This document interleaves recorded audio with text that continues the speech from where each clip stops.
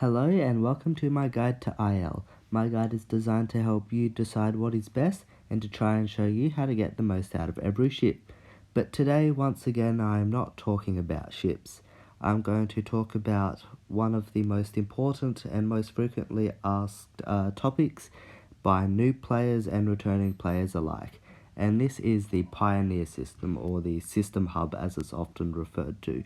This is pretty much where you go to at the end of the server to wait for sometimes an excessive amount of time and wait for your new server that you select to open up, and then you get launched.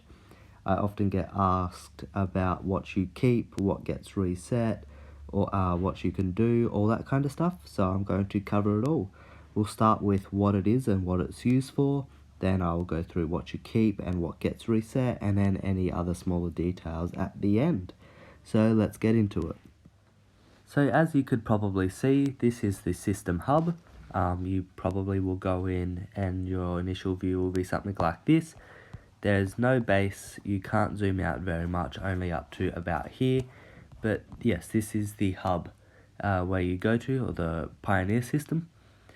And when you're inside, you're in this little headquarters room, and it will say your union name in the middle there. But it doesn't do anything. Lagrange network. This is where you go and pick your the server that you're going to go to. If you're in a union, only the leader can do this. But pretty much at the end of this little room that you can see, there's a thing that says Lagrange network with a orange dot if you haven't signed anything yet. And it's where you can choose where you're going to go to. It will tell you the departure time, so when it launches, when signing ends, how available it is, like how many spots are left, and of course what type of server it is. At the moment there's V2315 Cancer, that's a data rescue mission that's widely available, and there's this other one, Perseus SS, which is a node recovery that is now full. So there's not a whole lot that you can do here. You can look at some stuff. There's no base, no ships, nothing like that. You can research stuff. I'll get to what you lose and what you keep, but anything that you get after going into the system, at least at the time of making this video, you will keep when you go into the next server. So if you're in the, you'll know your season's coming to an end, it's like the last week and you've got that countdown going, stock up all your crates. Once you get into the Pioneer System, you can research them all and you'll keep all the microchips and stuff into the next season. But a lot of the stuff in crates you will keep anyway, and as I said, I'll get into that a little bit later. You've still got chats. You've got the Star System chat, Union chat, any of your groups and stuff. They do all get reset though, as you can see these two chats here, Scorpion and X-Force, they've been reset. And these other chats, the Union one will, as you can see here, it only goes up this far. And yeah, the Pioneer System chat is usually always going. So what you do keep and what you don't keep is pretty even-ish. You do keep your Proxima coins. If I go into the store, I can show you. I've still got all mine, 4,204. All your UE coins, they all reset. You would keep your gold coin. I forget what that's called. Chew coin off the top of my head. Don't chew a coin off the top of my head. You keep chew coin, and you keep your research points. You keep any crates that you may have got before you entered the Pioneer System, and anything you get out of them you will keep into the next system, the next server. However, there's only one thing in crates that you don't keep, and that is the microchips. So I will show you super quickly. That's not right. Blueprint technology. All my microchips are gone. You do keep weapon tech, so you get to keep all your weapon tech and stuff for the next season. So a common tactic is near the end of the server, stock up on as many EU coins as possible, and then blow them all on the weapon tech files option right at the very bottom of the store. so that you can have a nice collection to max all your ship's weapons to plus 30% damage right off the bat and give you a nice power boost for the next season. Additionally, you keep all research tech points. You do lose any levels, but all tech points that you've acquired by researching them out of a crate or something like that, you will keep. All levels you will not, however. So if my Strix was level 50, it's now back to level 0, but I've kept all the 32 tech points that I've got out of crates for it. Just like all the other ships that I have points for, if you haven't researched tech points out of crates for a ship, then they will not have any tech points. You cannot assign tech points until you go into the next thing. As you can see here, can't be enhanced in the hub star system. So yeah, it might bother you if you keep seeing the little orange dot and realizing that you can't actually enhance all your stuff. So yes, you do not lose all your Proxima. Additionally, well, I should have mentioned this before, your financial plan stays as usual. So as I was 6 days in when I went into the server, and it's still going as usual. No reset, haven't lost that, nothing like that. Anything Proxima based pretty much you keep, except for the combat microchips. So yeah, and there's no base. Your base gets reset back to level 0 effectively. So and you have to start from the start, except you don't have to go through the painful tutorial, and you do get a few FG300 to start with. So yes, recap: you lose all your combat microchips, your base resets, and all your ships go back to level 0. You keep your weapon modules, all your research tech points, and hopefully your sanity, as well as your Proxima, any chew coins that you have if you've been spending money, and research tech points. I hope I haven't just said that. And your financial plan, that's right, you do keep your financial plan. So to finish things up, I'll go through a few of the finer details. First of all of your union and personal messages get wiped, all your contacts get reset, but you do keep all of your system mail, at least until it refreshes every once in a while. You cannot see, if you go into the member tag, you can't see activeness or prosperity or coordinates.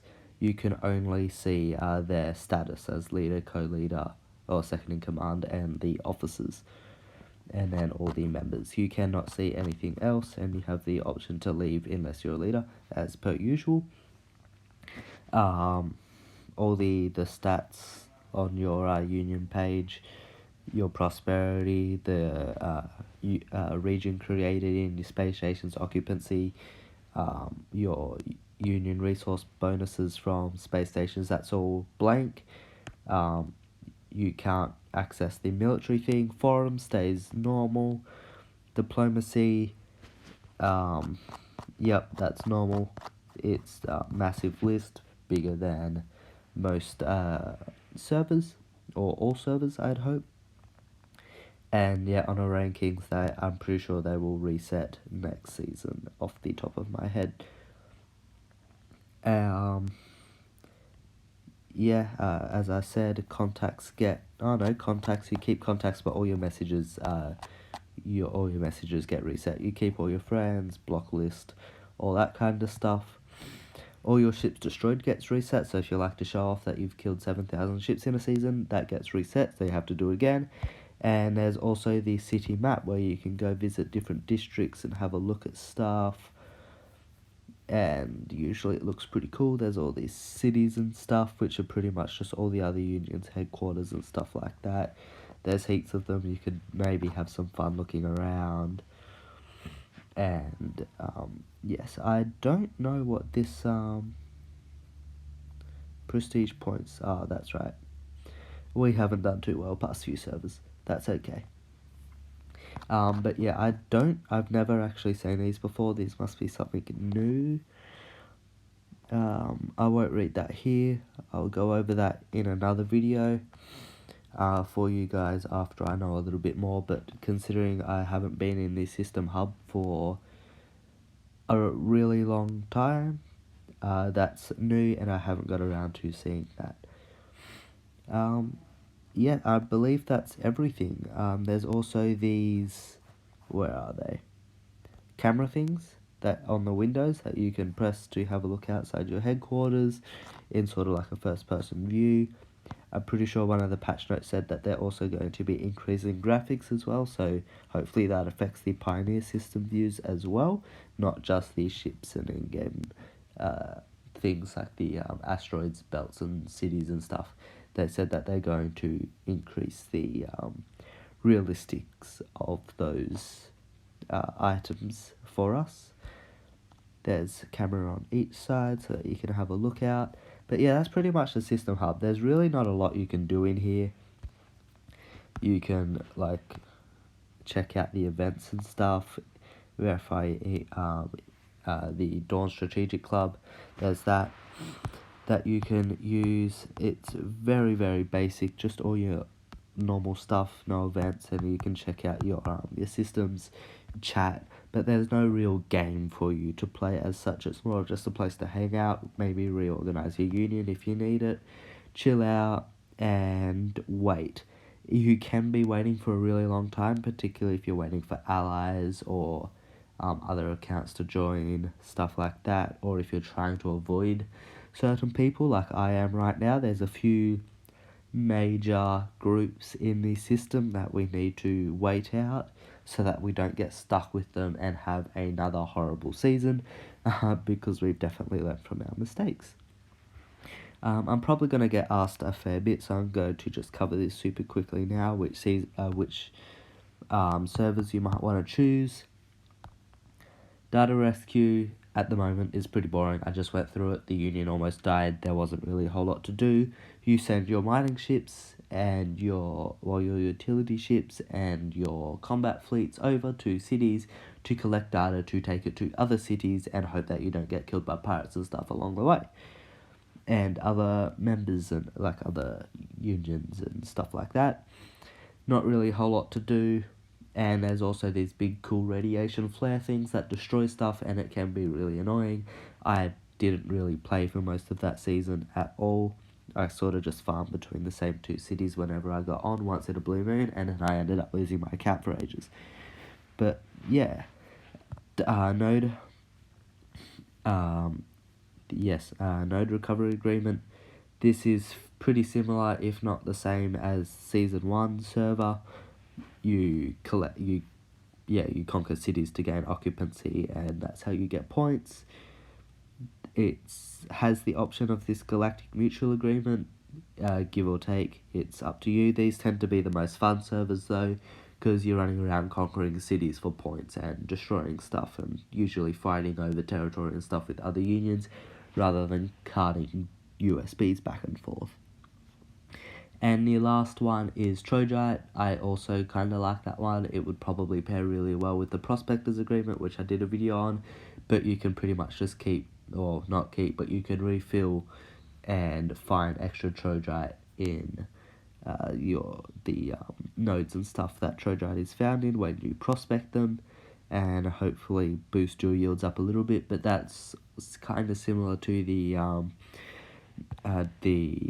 data rescue agreement in that you're farming in order to gain points rather than out actively hunting stuff to gain points, which is a little bit of a bummer because it also reduces the overall resources found in the form of like deuterium, metal and crystals. You're finding this other Trojite crystal instead, and sometimes you can have resource issues. But yeah, that's just a quick rundown of them. I am not a big fan of the data rescue, but go for it. I'm not discouraging you. That's just my experience. Node's the most fun in my experience, but it's also the most sought after for that reason. And if you're not been playing for a long time, or your union's not all that powerful, and you do want a solid chance at getting a really good score, you can have issues like I have running into really big alliance groups that are usually tyrants and can make your life really miserable. So be aware of that. Try and suss out as much as you can about where you're going to go, and hopefully don't wait too long trying to outweight big monsters, because that can also kill your union as well, because no one likes to sit there for ages and wait for their game to start. They just want to play. So yeah, that's the Pioneer system. I hope that you found this useful, and if you have any other suggestions or requests, I am happy to cover them best I can. I'm a little bit busy these days, so I'll probably be releasing 1 to 2 videos a week. I did also reach 50 subs. I'm going to do a specific video that's going to have a few options for what I expand to do. I will put the Discord server that I've pretty much finished making in the description of that video, so go check that out. I haven't made it yet or recorded it, so that will be either later on or tomorrow as of the time of making this video. And yeah, I hope you enjoyed, found this useful, and I will see you next time. Also, please don't forget to like, comment, and subscribe. Don't forget that. That really helps me out and makes me happy. So, yeah, now I've said everything. I'll see you next time.